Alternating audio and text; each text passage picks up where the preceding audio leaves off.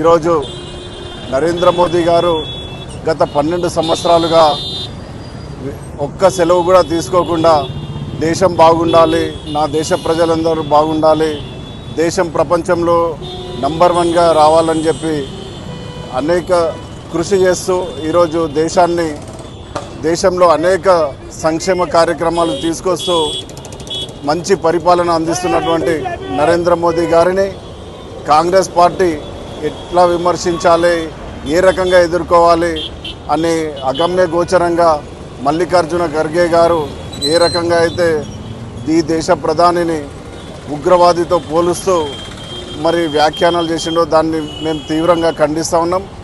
ఈరోజు మల్లికార్జున ఖర్గేనే కాదు, రాహుల్ గాంధీ కూడా, కాంగ్రెస్ పార్టీ నాయకులు, ఇతర ప్రతిపక్షాల నాయకులు కూడా అనేక రకాల కామెంట్లు చేస్తూ ఉన్నారు. ఈరోజు అవినీతి మచ్చ లేకుండా ఒక్కటి కూడా అవినీతి కార్యక్రమాలు లేకుండా ఈరోజు దేశాన్ని పరిపాలిస్తున్న ఘనత నరేంద్ర మోదీ గారిది. మరి అటువంటి మహానుభావుని ఈరోజు ఇటువంటి అసభ్య పదజాలంతో దూషించడం కరెక్ట్ కాదని చెప్పి మరి 80 సంవత్సరాల మల్లికార్జున ఖర్గే గారికి మతి భ్రమించి మాట్లాడుతున్నాడేమో అని అనుకోవాల్సి వస్తుంది.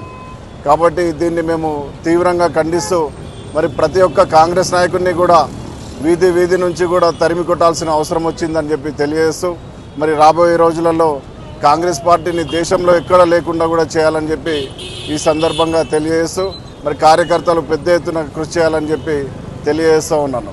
ఈ సందర్భంగా ఇక్కడ విచ్చేసిన కార్యకర్తలందరికీ కూడా ధన్యవాదాలు తెలియజేస్తూ ఈ అవకాశం ఇచ్చిన అందరికీ ధన్యవాదాలు. జై శ్రీరామ్, జై శ్రీరామ్.